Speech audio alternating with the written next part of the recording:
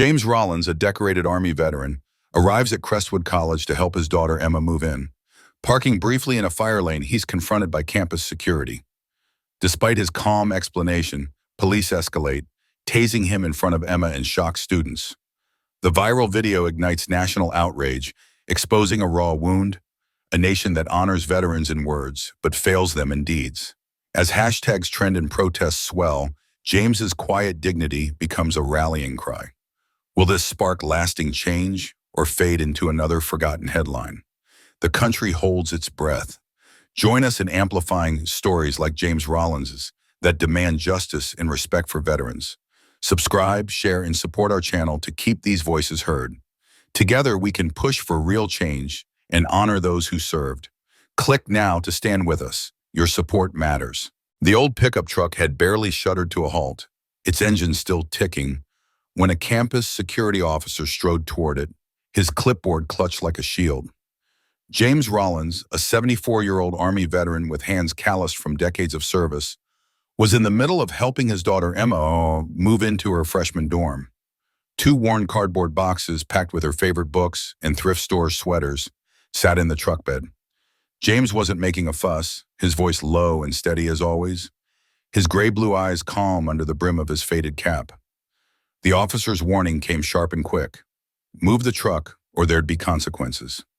James nodded, intending to explain it was just a quick drop-off, his hands already reaching for the boxes. But before he could finish, the scene unraveled. Police cruisers screeched in, their lights slicing through the lazy afternoon, and officers spilled out, hands hovering over holsters.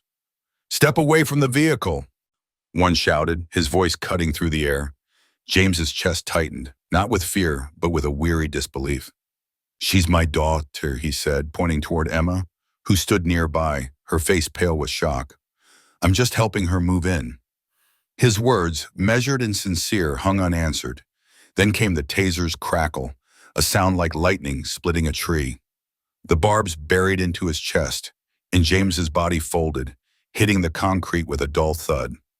Emma's scream tore through the chaos, a sound of raw terror and heartbreak as her father lay still, his face twisted in pain. By the time paramedics arrived, their sirens a distant wail, a bystander's shaky video was already spreading online. By nightfall, the nation was gripped by the story. A decorated veteran tased on a college campus for carrying a box. The outrage was swift, the sorrow deep, as people across the country watched James fall, their hearts aching for a man who'd given so much. James Rollins wasn't the kind of man who sought the spotlight. In fact, he'd spent his life dodging it, content to let his actions speak louder than words. Born in 1951 in a sleepy Kentucky town outside Lexington, he grew up in a world of tobacco fields and front porch swings, where duty was a way of life. The 1960s roared with protests and division, but James felt a quiet call to serve, one that drowned out the chaos. At 18, straight out of high school, he enlisted in the Army with no pomp or ceremony, just a duffel bag, a fresh buzz cut, and a resolve that burned steady in his chest. What followed was 22 years of unwavering commitment, a career that shaped him into a leader of rare humility. Rising to command Sergeant Major, one of the Army's highest enlisted ranks, James earned the nickname Quiet Storm from his soldiers. He didn't shout or swagger, didn't need to. His authority came from his actions, waking before dawn, eating last, and shouldering the blame when things went wrong while passing credit to his team. His presence was a steady anchor, his eyes holding a wisdom forged in fire. James served in Operation Desert Storm and later Operation Iraqi Freedom, wars that left marks on his body and soul. He kept those memories locked away, sharing little beyond a quiet, "Some things don't need retelling." His medals, 2 Bronze Stars and a Purple Heart, sat in a drawer gathering dust. When asked about them, he'd deflect, his voice soft but firm. "They're for the ones who didn't make it back," he'd say, his gaze drifting to a place only he could see, where fallen brothers still walked. After retiring in 1991, James could have eased into a quiet life, but service was his heartbeat. He volunteered at the VA hospital twice a week, sitting with young veterans who felt lost in the civilian world. He'd guide them through benefits forms or just listen, his silence a comfort to those haunted by war. His patience, honed by years of leadership, was a gift he gave freely. James also found purpose with Habitat for Humanity, throwing himself into rebuilding lives after disasters. When Hurricane Katrina struck, he drove his creaky truck hundreds of miles, tools clanking, to help strangers piece their homes back together. He did the same after Hurricane Harvey, working in brutal heat without complaint. A reporter once caught him hauling lumber, sweat soaking his shirt, and asked why he bothered. James paused, his breath heavy, and said, "If I've got two good hands, I've got no excuse not to use them." He didn't care for cameras or applause. He just worked until the job was done, then headed home, ready for the next task. But life hadn't spared him pain. His wife, Laura, his anchor and joy, died of breast cancer when Emma was 10. The loss shattered him, leaving a wound that never fully healed. From then on, James poured his discipline into raising Emma alone. He learned to braid her hair, packed her lunches with notes tucked inside, and cheered at her school plays, his stoic face breaking into a rare smile. Every choice he made was for her, every hardship endured to give her the life Laura dreamed of. That day on campus, unloading those boxes, James was doing what he had always done, showing up for Emma. As the taser brought him down, his mind wasn't on the officers or the pain, but on his daughter, watching her world tilt. And as the nation rallied, sharing his story and demanding justice, James remained unchanged, humble, steadfast, and devoted to the girl he had raised with all he had. James Rollins wore his history quietly, the weight of it etched into the lines of his weathered face and the gold wedding band he still wore, years after Laura's passing. He tapped that ring absent-mindedly, a small gesture that carried the ache of love lost and promises kept. His daughter Emma grew up under the shadow of two fathers, the soldier, hardened by battles fought far from home, and the dad who rose early every Sunday to whip up pancakes, their golden edges crisping just the way she liked. The soldier was a ghost, rarely spoken of unless Emma prodded, her curiosity pulling stories from him like rare treasures. Even then, James wove tales not of his own heroics, but of the brothers in arms who laughed, cried, and bled beside him. The dad, though, was ever present, sitting in the front row at her school recitals, his broad shoulders a steady anchor, idling in the parking lot during orthodontist visits, his truck a sanctuary of patience, reading the same worn bedtime story for months on end, his voice a soft lullaby against her childhood fears. In their small Kentucky town, James wasn't a hero in the spotlight, his medals tucked away in a drawer. He was a man of quiet constancy, known for small acts that spoke louder than any citation. Every morning he walked the neighborhood picking up stray wrappers and bottles, his steps measured, his heart full of unspoken pride in keeping things right. He'd slip a few bucks to the barista to cover the coffee of a young Marine, fresh from boot camp, the kid's nervous pride mirroring a younger James. During a brutal heat wave, he spent hours under the blazing sun, fixing his elderly neighbor's sagging fence, sweat soaking his shirt, his hands steady with purpose. These weren't acts for applause. They were just James being James, a man who lived service, not as a performance, but as a way of breathing. So when James was tased that August morning, when his body hit the pavement with a sickening thud under the weight of officers half his age, it wasn't just a man who fell. It was a pillar of unassuming American dignity, a living testament to sacrifice, brought low in a heartbeat. The image of him sprawled on the concrete, his daughter's horrified eyes watching, wasn't just a personal tragedy. It was a collective wound. This was a man who'd given everything, his youth in desert outposts, his body to the strain of service, his heart to raising Emma alone, only to be met with flashing lights and cold steel cuffs. He wasn't a troublemaker, wasn't a stranger to discipline or respect. He was the last man anyone would imagine in handcuffs, yet there he lay, defenseless, surrounded by the chaos of authority gone wrong. The moment wasn't just unjust. It carried the bitter sting of betrayal, a shame that rippled through the crowd, through the town, through anyone who heard the story. James Rollins wasn't just a veteran, he was a mirror, reflecting what it meant to serve and how quickly that service could be erased by a single careless act. The irony cut deep. A man who'd slept on the sands of Iraq to secure the peace of others couldn't park his truck long enough to help his daughter settle into her dorm. The image of him, sprawled and humiliated, didn't just spark anger. It shattered the illusion of safety, of fairness. If a man like James wasn't spared, who could be? It was mid-August, the sun blazing over Crestwood College, a small liberal arts school nestled in the rolling hills of southern Ohio. Move-in day was a frenzy, as it always was. Cars jammed every curb, their trunks spilling with futons, mini fridges, and cardboard boxes stuffed with dreams of independence. Students trudged up stairwells, arms aching, while parents circled in vain for parking spots that didn't exist.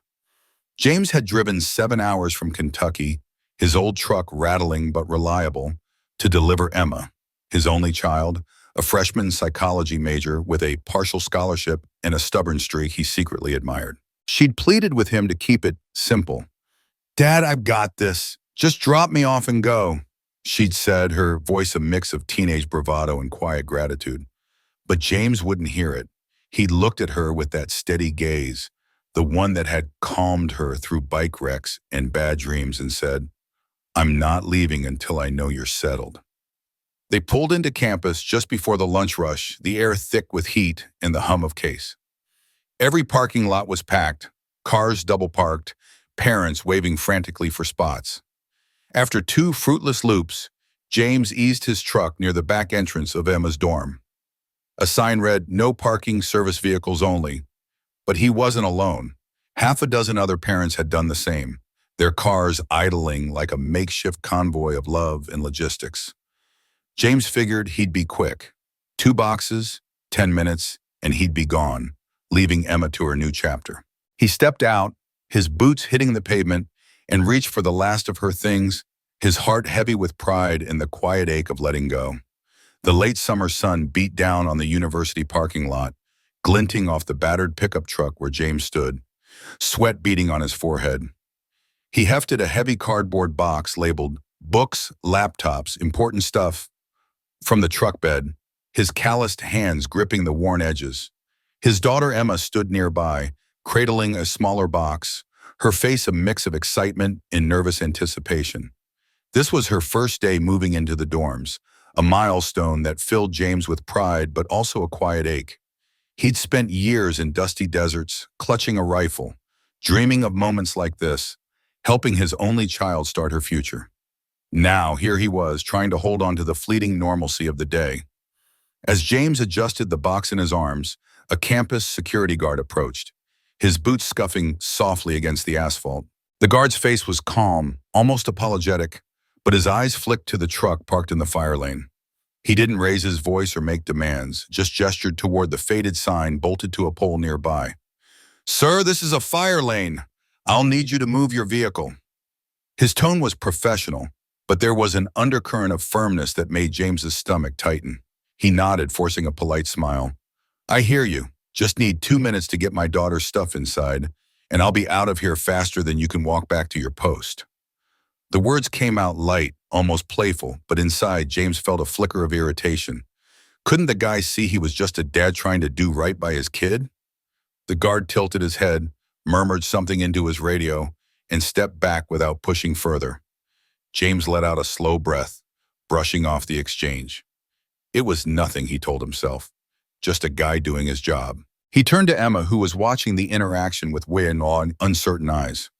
"Come on, kiddo," he said, forcing a grin. "Let's get these boxes inside before they start charging us rent for this parking spot." Emma's lips curved into a small smile, and for a brief golden moment, the world felt right. The weight of the box in his arms, the sound of his daughter's sneakers on the pavement, the hum of students moving around them. It was all so ordinary, so perfect. They crossed the lot toward the dorm, James teasing Emma about the absurd weight of her books. "What did you pack in here, bricks?" he asked, chuckling. Emma rolled her eyes but laughed, her voice bright with the kind of ease that only comes from years of shared jokes. James's chest swelled with love, but beneath it, a quiet fear gnawed at him. She was growing up, stepping into a world he couldn't always protect her from. He pushed the thought away, focusing on the task at hand. 8 minutes later, as they made their way back to the truck, the last box still waiting in the bed, the air shifted. Two police cruisers glided into the lot, silent but swift, their tires crunching against the gravel. No sirens wailed, no lights flashed, but the sudden presence of the cars sent a jolt through James's spine. His instincts, honed by years in war zones, screamed that something was wrong. He kept his pace steady, glancing at Emma, who had gone quiet beside him. Her fingers tightened around her backpack straps, her eyes darting to the cruisers. The doors of the patrol cars swung open and two officers stepped out. The lead officer, a stocky man with a buzz cut and the weary look of someone in their late 30s, strode toward James with purpose. His partner, leaner and younger, Iwi Shagar, hung back, one hand resting near his hip, close to his holster. The sight of that hand made James's mouth go dry. He'd seen that stance before, in places far more dangerous than a college campus. "You the one blocking the fire lane?" the lead officer asked, his voice sharp, cutting through the hum of the afternoon. James straightened, keeping his hands visible, his movements slow. "Yes, sir," he said, his tone calm but firm. "I'm just helping my daughter move in. I was about to move the truck now." His heart pounded, but he kept his face neutral, trying to diffuse the situation. The officer's eyes narrowed. "You were told to move it earlier," he snapped, his voice laced with accusation. James felt a surge of frustration, but swallowed it down. "I told the guard I needed a few minutes," he said, his words measured. "I'm not trying to cause any trouble here." The officer's jaw tightened. "Step away from the vehicle," he ordered, his tone leaving no room for argument. James raised his eyebrows, confusion mixing with disbelief. "I'm not resisting," he said, gesturing toward the truck bed. "I just need to grab the last box, my daughter's suitcase, and we'll be gone." His voice was steady, but inside he was reeling. This was escalating too fast, too far. He glanced at Emma, who stood frozen near the tailgate, her face pale. Her eyes locked with his, and he saw the fear there. The same fear he'd promised himself she'd never have to feel. The tension crackled like static. The second officer moved closer now, his taser drawn, the black plastic gleaming in the sunlight. James's stomach dropped. "Sir, step away from the vehicle," the lead officer repeated, his voice harder now. James pointed again at the truck bed, his frustration bubbling over. "That's my daughter's suitcase," he said, his voice rising just a fraction. "Let me grab it, and we'll go. I'm not fighting you." The world slowed. There was no warning, no countdown, just the sharp pop of the taser firing. Electricity surged through James's body, a white-hot jolt that stole his breath and buckled his legs. He hit the ground hard, his shoulder slamming into the curb, the concrete biting into his skin, his body convulsed, the voltage still pulsing through the wires. Each shock a violation of everything he thought he knew about safety, about home. He gasped, his vision swimming, the world reduced to pain and the sound of Emma's scream. Emma dropped her backpack, the thud of it hitting the pavement lost in the chaos. "Dad!" she cried, rushing to his side, her hands trembling as she reached for him. Tears streamed down her face, her voice raw with panic. "He's a veteran! That's my dad!" she shouted, her words aimed at the officers but carrying to the growing crowd of students who had stopped to watch. Some pulled out their phones, their fingers flying over screens. One young man, lanky with a baseball cap, started filming, his jaw set in quiet anger. The officers barked at Emma to step back, their voices overlapping in a harsh chorus. The lead officer turned, calling for medical assistance over his radio, his tone clipped but unsteady, as if he too was grappling with how quickly things had spiraled. The crowd thickened, students and passers-by drawn by the commotion. A girl with a backpack slung over one shoulder yelled, "He didn't do anything!" Another voice, softer but no less furious, asked, "Why would you tase him?" A senior, his face weathered by years of late-night study sessions, shook his head and muttered loudly, "Is this how we treat veterans now?" The words hung heavy, a judgment that rippled through the onlookers. James lay on the pavement, semi-conscious, his body still trembling from the aftershocks. The pain was relentless, but worse was the humiliation, the knowledge that Emma was watching, that she'd seen her father, her hero, brought down like this. He tried to speak, to reassure her, but his voice was a rasp, barely audible. Emma knelt beside him, clutching his hand, her fingers cold against his skin. Her eyes were wide, filled with a disbelief that cut deeper than any taser could. She trusted the world to be fair, trusted that her father's service, his sacrifices, meant something. Now, that trust lay shattered on the concrete. Paramedics arrived within minutes, their red bags clattering as they rushed to James's side. They checked his vitals, their voices calm but urgent, while Emma hovered nearby, her breath hitching. One officer tried to explain to a faculty member who had pushed through the crowd, his voice low but insistent. He was non-compliant, the officer said, the word landing like a stone. The faculty member, a woman with graying hair and a clipboard tucked under her arm, frowned, her gaze flicking to James. The crowd murmured, the word non-compliant, ringing hollow, a flimsy shield against the truth they'd all witnessed. James wasn't handcuffed, but the damage was done. His dignity, hard-earned through years of service, lay in tatters. The students kept filming, their phones capturing every angle, every moment. The video spread like wildfire, racing across TikTok, Twitter, and Facebook within the hour. But for those standing there, the story needed no filter, no caption. They'd seen it unfold. A veteran tased on a college campus for the crime of carrying his daughter's box. A father humiliated in front of his child. As the paramedics lifted James onto a stretcher, Emma stayed by his side, her hand still gripping his, her heart heavy with a grief she couldn't yet name. As the ambulance's red lights faded into the distance, the quiet that settled over the campus wasn't the kind that brought comfort. It was heavy, charged with the weight of a moment that would ripple far beyond the manicured lawns and brick buildings of Crestwood College. The air felt thick with unspoken questions, and for those who had witnessed the scene, the silence was deafening, a prelude to a storm no one could have predicted.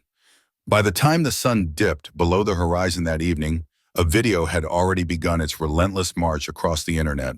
It was rough, shot vertically on a shaky phone by a sophomore named Kyle Marks, who'd been unloading boxes from his car when the chaos unfolded. The footage wasn't polished, but its rawness was its power. It captured every excruciating detail. The moment James Rollins, a 72-year-old veteran with a weathered face and a gentle smile, crumpled to the ground, his body jerking from the taser's electric bite. The sharp crack of the device echoed, followed by the piercing scream of his daughter, Emma, her voice raw with panic and disbelief. Then came the stunned silence of the crowd, a collective holding of breath as the reality of what had just happened sank in. No music, no narration, no filter, just a stark, unvarnished truth that hit harder than any edited clip could. Kyle's hands had trembled as he recorded, his heart pounding with a mix of fear and outrage. He hadn't planned to become the chronicler of this moment. He just reacted, fumbling for his phone because something in him knew this couldn't go unseen. As he uploaded the video, his stomach churned, wondering if anyone would care. Within hours, he had his answer. Tens of thousands of views piled up, then hundreds of thousands. The internet, with its insatiable hunger for stories, had found one that burned. The hashtags ignited like wildfire. #honor our veterans, #justice for James, #tased for parking. Each one carried a pulse of fury, a shared sense of betrayal that cut across political lines and generations. Social media posts poured in, some brief and blistering. This man bled for our freedom, and you'd tase him over a parking spot? Others were longer, laced with disbelief and sorrow. What kind of America do we live in when a veteran who served for decades is treated like a criminal for helping his daughter move into her dorm? The outrage was palpable, a digital chorus of voices demanding answers, demanding justice. But it was Emma's post that pierced the deepest. She sat in her dorm room that night, her eyes swollen from crying, her hands shaking as she typed. She uploaded 2 images side by side. One of her father in his crisp army uniform, cradling her as a newborn, his face beaming with pride. The other a still from Kyle's video, showing him sprawled on the pavement, taser wires snaking across his chest. Her caption was simple but devastating. My dad gave 22 years to this country. Today it couldn't give him 2 minutes of respect. The words landed like a punch, and within 48 hours her post had been shared over 3 million times. Emma hadn't expected the response. She just needed to speak to make sense of the pain twisting inside her. But her words became a rallying cry, a symbol of a wound far larger than her own. The local news caught wind of the story first. Veteran tased during move-in day at Crestwood College, ran the headline on the 6 o'clock broadcast. But the story was too raw, too visceral, to stay confined to a single town. By the next morning, national outlets had seized it. Decorated veteran tased on college campus, blared NBC. He served his country, then was tased while helping his daughter, declared TNNN. Crestwood College under fire after viral police incident, reported Fox News. The headlines fed the growing fury, each one amplifying the sense that something sacred had been violated. James himself lay in a hospital bed, his body sore but his spirit bruised far worse. He replayed the moment in his mind, the campus security officer's raised voice, the argument over a parking spot near the dorm, the sudden jolt that stole his breath. He'd been calm, he thought, explaining that he was just helping Emma unload her things. He hadn't raised his voice, hadn't threatened anyone. Yet here he was, tethered to an IV, wondering how a routine day had turned into a nightmare. The shame stung more than the taser's prongs. He'd faced worse in Vietnam, bullets, jungles, loss. But this felt different. This was his home, his country, and it had turned on him in a way he couldn't fathom. The backlash swelled into a tidal wave. Veterans groups mobilized with a speed born of shared pain. The American Legion, AMVETS, and state VFW posts released statements and videos condemning the incident. A Vietnam veteran named Carl, his voice cracking with emotion, posted a reaction that went viral. "I've seen a lot in my 70 years," he said, tears streaking down his weathered cheeks. "But watching that man, our brother, go down like that on American soil, it broke something in me." His words resonated, striking a chord with veterans who felt the incident as a personal wound. Across the country, veterans began to organize. Social media filled with videos of men and women in uniform standing resolute outside courthouses, state capitals, and college campuses. Their signs were handwritten, their messages unwavering. "He took fire for you. You tased him for parking. We salute James Rollins. Do you?" Respect is not optional. Each video was a quiet act of defiance, a reminder of the debt owed to those who had served. Within 2 days, solidarity marches sprang up in college towns nationwide. At Ohio State, over 600 students and veterans walked silently across campus, each carrying an American flag, their footsteps a steady drumbeat of unity.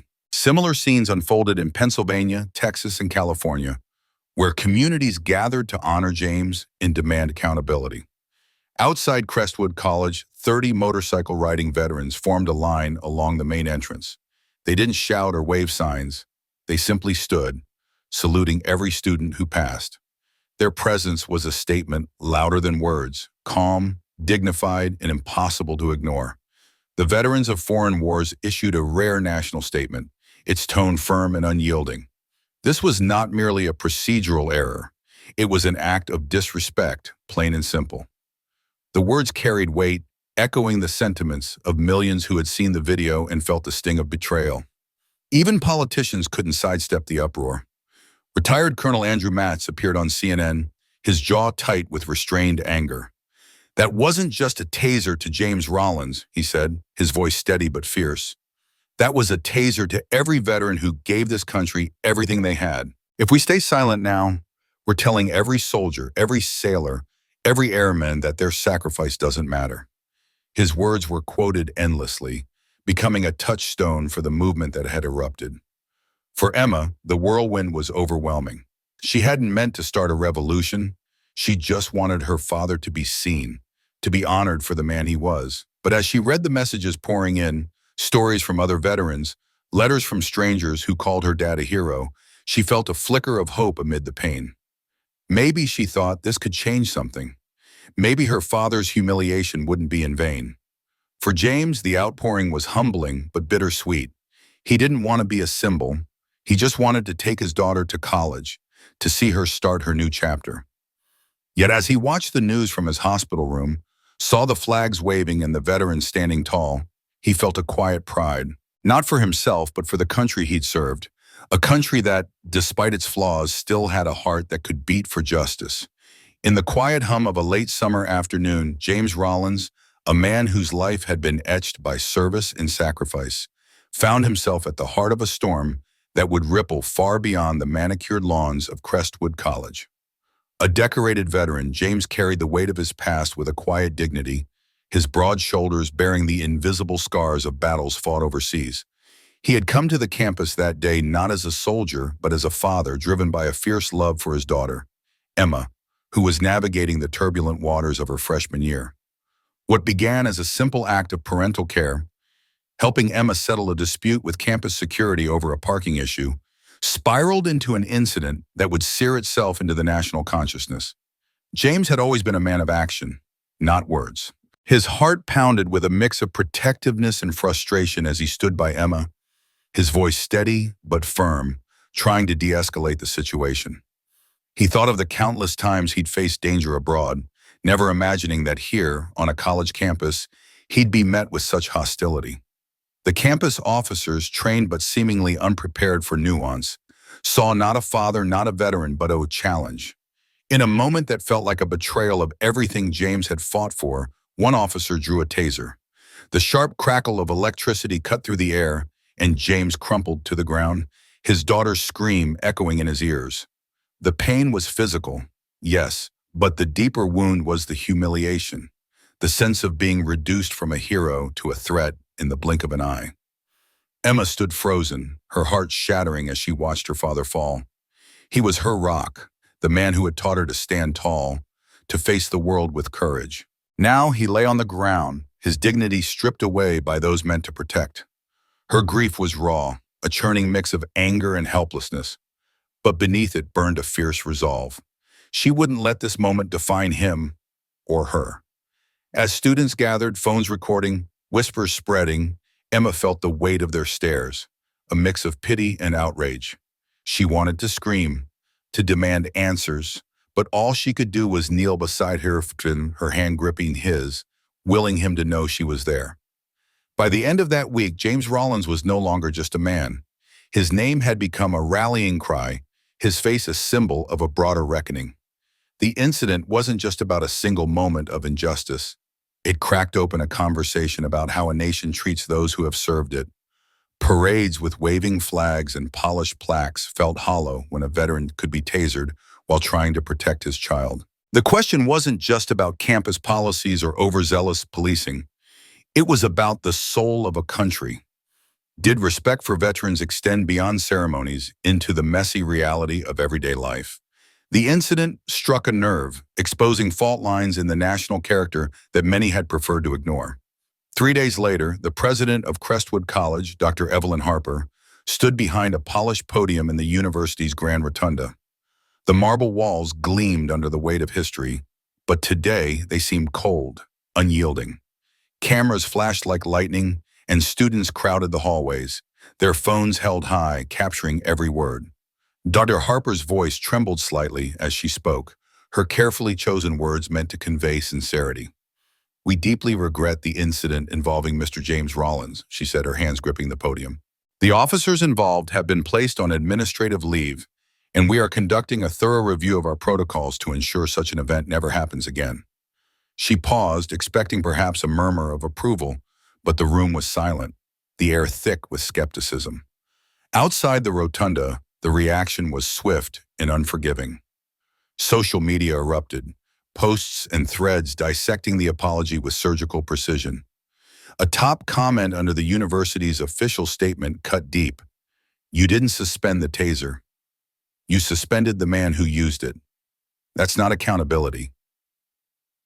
Well, that's damage control." The words stung because they were true, and they echoed the growing sentiment that Crestwood's response was a carefully choreographed performance, not a genuine reckoning. For Dr. Harper, the moment was humbling. She had spent years building a reputation as a compassionate leader, but now she felt the weight of her institution's failure. She wondered late at night if she could have done more to prevent this, if her policies had been too rigid, her oversight too lax. For the American public, the story transcended campus boundaries. It wasn't just about Crestwood or its security protocols. It was a mirror held up to the nation's values. The image of a decorated veteran, a man who had risked everything for his country, brought down by a taser while defending his daughter, ignited a visceral fury. People didn't just feel angry, they felt betrayed, as if the incident had violated an unspoken contract. Across the country, in living rooms and coffee shops, conversations turned to the disconnect between the reverence for veterans and rhetoric and the reality of their treatment. The outrage was personal, as if James's humiliation was a wound to the collective conscience. As the officers involved remained on paid leave, the pressure for real consequences grew. Outside Crestwood's iron gates, protests swelled. What began with a handful of students, their signs scrawled with demands for justice, grew into a coalition that spanned generations and backgrounds. Veterans, their faces weathered by time and service, stood shoulder to shoulder with alumni, parents, and even professors who rarely left their lecture halls. They weren't just angry, they were determined, their voices united in a call for systemic change. Among them was Professor Daniel Carter, a history scholar who saw in James's story a reflection of the nation's ongoing struggle to honor its promises. He joined the protests not out of obligation, but because he believed silence was complicity.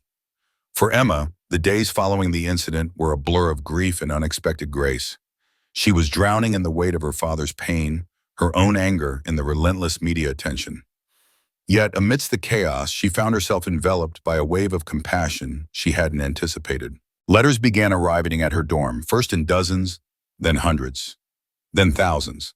Some were from students who saw her as a sister in their shared fight for justice. Others came from veterans, men and women her father's age, who wrote of their own struggles, their words heavy with empathy. One letter from a man who had served in Fallujah stayed with her. "I fought beside a man like your father. He carried me to safety when I thought all was lost. I'll never forget his face, just as I'll never forget yours." Packages arrived too, care baskets filled with snacks, handwritten notes, and even a semester's worth of textbooks, anonymously ordered and shipped to her door. The kindness was overwhelming, a lifeline in her darkest moments. 3 separate scholarship funds were established in her name, each dedicated to supporting the children of veterans. One donor's note was simple but profound, for the daughter who stood by her father when the world turned away. Emma read those words through tears, her heart swelling with gratitude but also with resolve. She wasn't just fighting for her father anymore. She was fighting for everyone who felt unseen, unheard, unvalued. In a nearby VA hospital, James lay in a sterile room, his body healing, but his spirit bruised. The pain of the taser was nothing compared to the ache of being treated like a stranger in the country he'd served. Yet, as he watched the news, saw the protests, read the letters forwarded by Emma, he felt something shift. The support was a reminder that he wasn't alone, that his story mattered.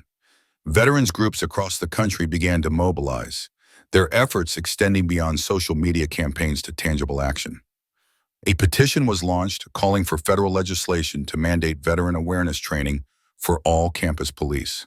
In just 6 days, it amassed over 3 million signatures, a testament to the collective will to right this wrong. Then came the honor ride. It began modestly, with a dozen veterans on Harley-Davidsons, their leather jackets adorned with patches from wars long past, their engines roaring with purpose. They rode not just for James, but for every veteran who had ever felt discarded. By the time they reached Crestwood College, their numbers had swelled to over 150 riders from 5 neighboring states. They circled the campus, a rolling tribute to resilience and solidarity. Their presence a powerful reminder that some bonds, forged in service, tempered by sacrifice, could not be broken. For James, watching from his hospital bed, the sight was a balm to his wounded pride. For Emma, it was a promise that her father's legacy would endure. And for a nation watching, it was a call to do better, to be better, to honor not just with words, but with action. On a crisp autumn morning, the roar of motorcycle engines shattered the stillness of Crestwood College's campus. 3 riders, each gripping the handlebars of their bikes, circled the grounds with deliberate precision, their machines adorned with a full-sized American flag snapping in the wind. The stars and stripes fluttered vibrantly against the gray sky, a vivid display of red, white, and blue that seemed to carry a weight far heavier than cloth. The crowd that gathered, students, faculty, passers-by, stood in a hush, their eyes tracing the rider's path. This wasn't a protest, not in the way people usually understood the word. It was a procession, a solemn salute, a declaration carved in motion and silence that no megaphone could amplify. The riders' faces were set, their hearts pounding with a mix of pride and defiance, each one thinking of James Rollins, a man whose story had ignited something deep within them. They didn't need to speak. The flag said everything. Inside the administration building, staff members pressed their faces against the cold glass of the windows, their breaths fogging the panes. Some watched with quiet respect, their thoughts drifting to their own relatives who had served, wondering if they had ever faced the kind of dismissal James had endured. Others felt a pang of unease, sensing the weight of a moment that exposed cracks in the system they upheld. Outside, students stood frozen on the quad, some instinctively placing hands over their hearts, their minds racing with questions about loyalty and sacrifice. A few held signs, their messages scrawled in bold marker. Respect isn't optional. Honor is action, not apology. Veterans deserve better. The words burned with quiet fury, each letter a plea for a world that remembered its debts. The students who held those signs felt their pulses quicken, a mix of admiration for James and frustration at a society that too often looked the other way. Beyond the campus, the ripple effect of James's story reached the marble halls of Washington, D.C. Congressman Daniel Reeves, a Marine Corps veteran from James's home district in Kentucky, stood on the House floor, his voice steady but heavy with conviction. His mind replayed the image of James, a fellow veteran, wronged in a way that felt personal. "What happened to James Rollins is not an isolated incident," he declared, his words echoing through the chamber. "It's a symptom of a culture that too often forgets the very people who guaranteed our right to forget. We cannot teach American history in classrooms while ignoring it on our sidewalks." The room fell silent, lawmakers shifting uncomfortably in their seats, some nodding in agreement, others grappling with the truth of their own complicity. Reeves's call for an immediate congressional hearing into police conduct on public college campuses wasn't just a proposal, it was a demand for accountability, a challenge to confront a failure that had festered too long. By the end of the week, a bipartisan coalition of lawmakers had rallied behind him, their signatures a testament to a growing resolve. Journalists, sensing a story that transcended Crestwood, began probing other universities with similar policies, their questions sharp and unrelenting. James's story wasn't just about one man anymore. It was a mirror held up to a nation. In a hospital room miles away, James Rollins lay in a bed, his shoulder bruised and aching, his pride still stinging from the incident that had thrust him into the spotlight. The tasing in front of his daughter, Emma, replayed in his mind like a wound that wouldn't close. He wasn't angry, not exactly. Anger was too simple. It was the betrayal that cut deeper, the realization that the country he'd served could so easily turn its back on him. Yet, as he watched the news, saw the flags, read the signs, he felt a flicker of something else. Not pride, but a quiet resolve. He hadn't asked to be the face of a movement, hadn't wanted the attention, but he couldn't deny the weight of what his experience had sparked. Emma, sitting by his side, squeezed his hand, her young face a mix of confusion and fierce loyalty. She didn't fully understand why her father had been hurt, but she knew he was someone worth fighting for. Exactly 1 week after the incident, Crestwood College hosted its first home football game of the season. The air buzzed with anticipation, but it had nothing to do with the scoreboard. The crowd wasn't whispering about the visiting team's playbook or the home team's chances. They were waiting, wondering if James would appear. Earlier that week, the college administration had extended a public invitation, their words dripping with carefully crafted sincerity. A seat on the 50-yard line, a halftime ceremony, even free tuition for Emma. To them, it was a gesture of amends, a way to smooth over the scandal. But James saw through the optics. In a letter to the college president, written in his steady, deliberate hand, he declined with a politeness that masked his frustration. "I appreciate the gesture," he wrote, "but this isn't about ceremony, it's about principle. You don't fix broken trust with a spotlight. You fix it with change."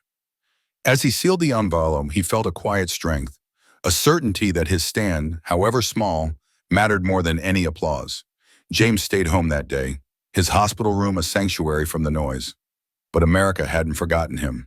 At the game, as halftime neared, the announcer's voice boomed through the stadium, cutting through the chatter. Ladies and gentlemen, please remain standing for a special presentation in honor of all who have served.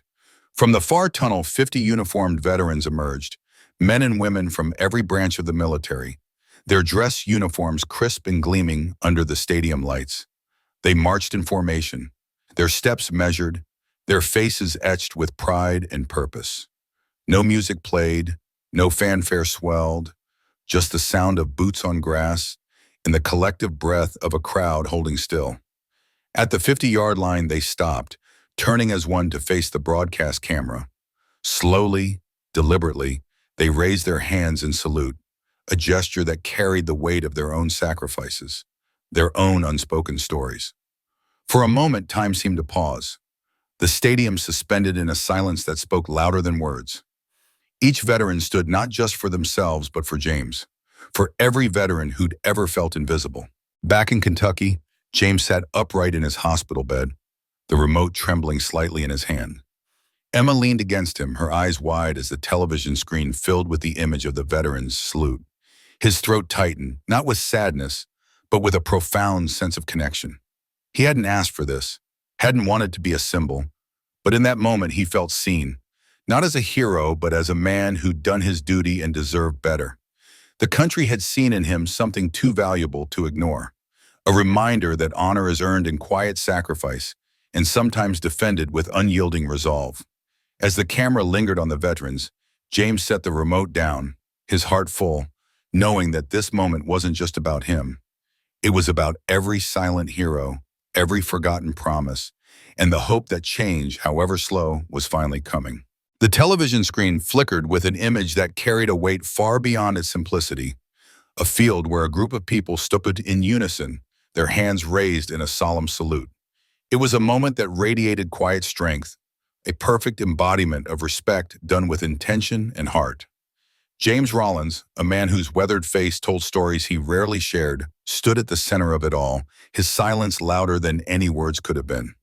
His eyes, etched with years of sacrifice, glistened with something unspoken, pride, pain, or perhaps a mix of both. For Emma, his daughter, watching from a distance, time seemed to slow to a crawl. She later confided to a close friend that she'd never seen her childhood pass before her eyes so deliberately, as if each memory of her father was trying to hold back an ocean of emotion too vast to articulate. That single unified gesture of respect, captured on video, spread like wildfire across the internet, shared and reshared within minutes. News outlets looped the footage endlessly, each replay amplifying its impact.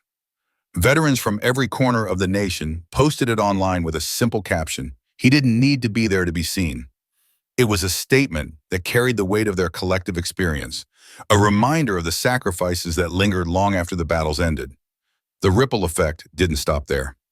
A few weeks later, James was sitting in his modest living room, the kind of place where every piece of furniture held a memory, when his phone rang. The number was unfamiliar, but the voice on the other end was unmistakable.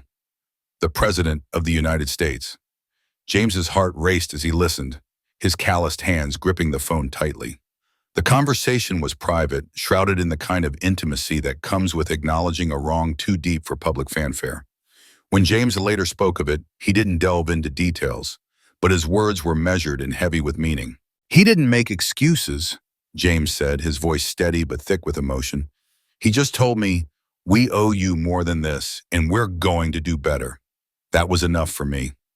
Those words lingered in his mind, a promise that felt like a turning point, not just for him, but for countless others who'd felt forgotten. Days later, James found himself at Walter Reed National Military Medical Center, not only for a comprehensive medical evaluation, but for something far more profound. In a quiet auditorium filled with service members and their families, the air was thick with anticipation and reverence. The room wasn't grand, but it held a sacred kind of stillness, the kind that comes when people gather to honor something bigger than themselves. James stood tall, his posture a testament to years of discipline, as he was presented with a citation from the Department of Veterans Affairs. The certificate recognized his continued service and sacrifice, not just on the battlefield, but in the quiet struggles of civilian life. His chest tightened as he accepted it, not out of pride, but because he felt the weight of every veteran who'd ever been overlooked. He'd insisted the ceremony remain private, untelevised, a decision that spoke to his character. "This isn't about one man," he told the organizers, his voice firm yet gentle. "It's about what kind of nation we want to be." Those words hung in the air, a challenge and a hope wrapped into one. But the true legacy of that moment wasn't captured in cameras or speeches. It was etched into policy. The public outcry, fueled by veterans and their advocates, sparked a movement that couldn't be ignored. Across the country, universities and institutions began to rethink how they treated those who'd served. The result was the Veterans Recognition and Response Act, a groundbreaking resolution that mandated specialized training for campus law enforcement. The training focused on veteran awareness, trauma sensitivity, and respectful engagement, emphasizing one unshakable truth: service doesn't end when the uniform is hung up, and neither should the respect. Within 3 months, over 60 universities had adopted the policy, with more following in their wake. Crestwood College, where the incident that sparked it all had occurred, was among the first to implement the full training program. They didn't announce it with fanfare or press conferences. Instead, they rolled up their sleeves and got to work, determined to make things right. The final chapter of this story belonged not to James, but to Emma. At a university town hall broadcast across the state, she stood before a packed auditorium of students, faculty, and reporters. Her hands trembled slightly as she stepped up to the podium, but her voice was steady, fueled by a love for her father that ran deeper than words could express. She spoke without notes, her words raw and unfiltered, a daughter's plea for the man who'd always been her hero. "My father never asked for special treatment," she began, her eyes scanning the room, meeting the gazes of those who needed to hear her. "He never sought attention or told anyone about the horrors he's endured. But what he did ask for, what every veteran deserves, is basic dignity. The kind that doesn't vanish in a parking lot. The kind that doesn't end with a taser on a sidewalk. The kind that remembers their service, even when the war is long over." When she finished, the room fell silent, not with applause, but with a heavy, collective reflection. Her words had cut through the noise, landing with a clarity that demanded accountability. This wasn't just about one incident, one man, or one mistake.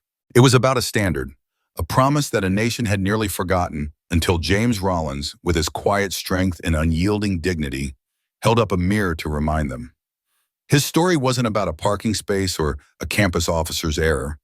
It was about a country that too often overlooked the people who'd given everything to protect it, and the daughter who refused to let that truth fade into silence.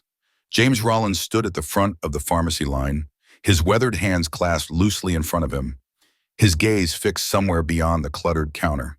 At 72, he carried himself with a quiet, unshakable poise, a spine still rigid from decades of military discipline, shoulders squared despite the ache of old injuries. To the hurried shoppers weaving through the aisles, he might have seemed just another elderly man, unremarkable in his faded jacket and worn cap. But to those who look at closer, there was something in his stillness, a dignity so subtle it could be mistaken for insignificance in a world that prized noise and speed over substance. James didn't mind being overlooked.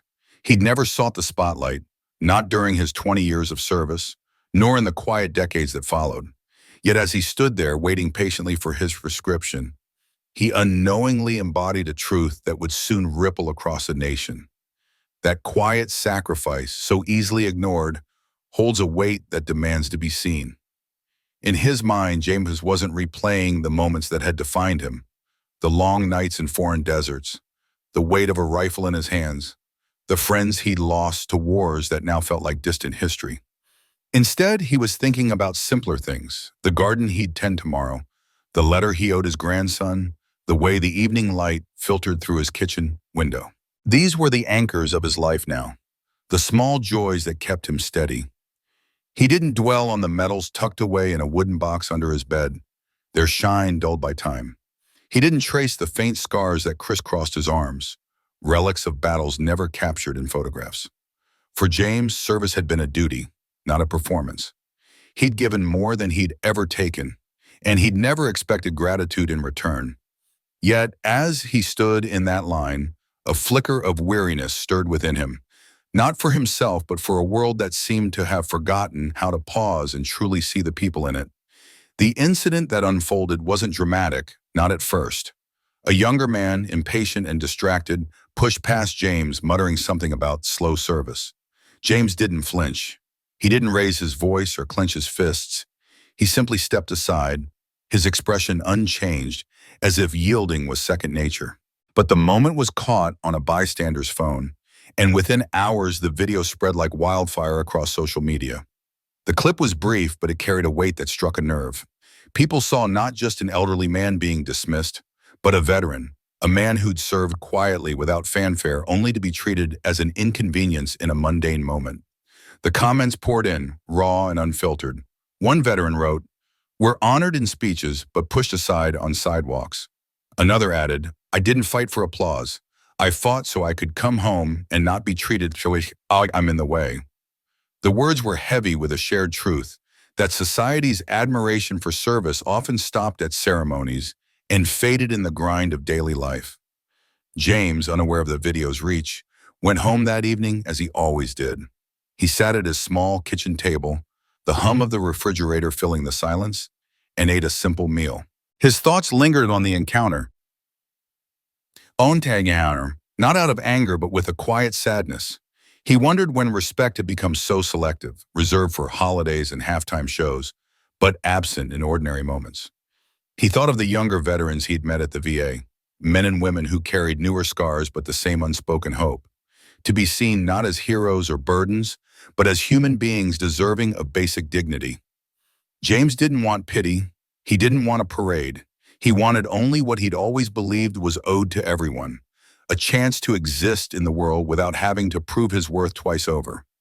The viral video sparked a reckoning, though not because James demanded it.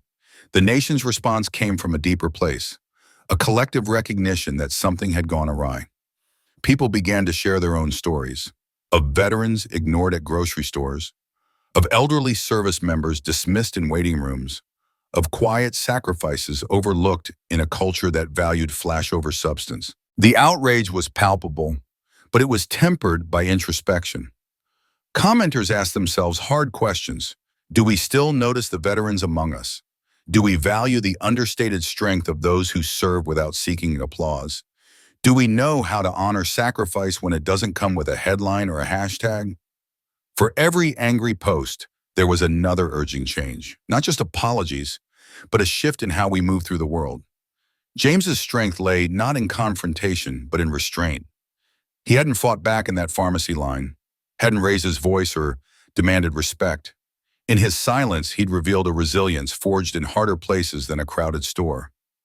That choice, so small yet so profound, became the heart of his story. It reminded people of a truth they'd let slip, that dignity isn't a reward to be earned, but a right inherent to every person. For veterans like James, who'd given so much without expectation, that right felt doubly owed. The greater tragedy, many realized, would be to feel a fleeting surge of anger and then return to business as usual. James's story wasn't just about one man or one moment. It was about every veteran who'd served in the shadows, expecting nothing but the courtesy of being treated as more than an obstacle. As the days passed, the conversation grew. Communities organized small acts of recognition, free coffee for veterans at local shops, handwritten notes left at VA clinics, moments of pause to ask an older stranger their story. These gestures weren't grand, but they carried the weight of intention. They were a promise to see, to listen, to carry respect beyond the confines of Veterans Day or Memorial Day. James, still unaware of the movement he'd inspired, continued his routines, tending his garden, writing to his grandson, watching the evening light. But his story lived on, not as a closed chapter, but as a challenge. It asked people to choose patience over haste, to see the veteran in the crowd instead of passing them by, to remember that dignity is a practice, not a performance. In the end, James Rollins didn't need to shout to be heard. His quiet presence, his unyielding grace, had spoken louder than any protest could. His story became a mirror, reflecting a society's strengths and its shortcomings. It reminded people that honoring service isn't about grand gestures. It's about the small daily choices to treat others with the respect they have always deserved. For James and for every veteran like him, that respect was a right they shouldn't have to fight for twice. And as long as people chose to see, to pause, to act with care, his story would never truly end.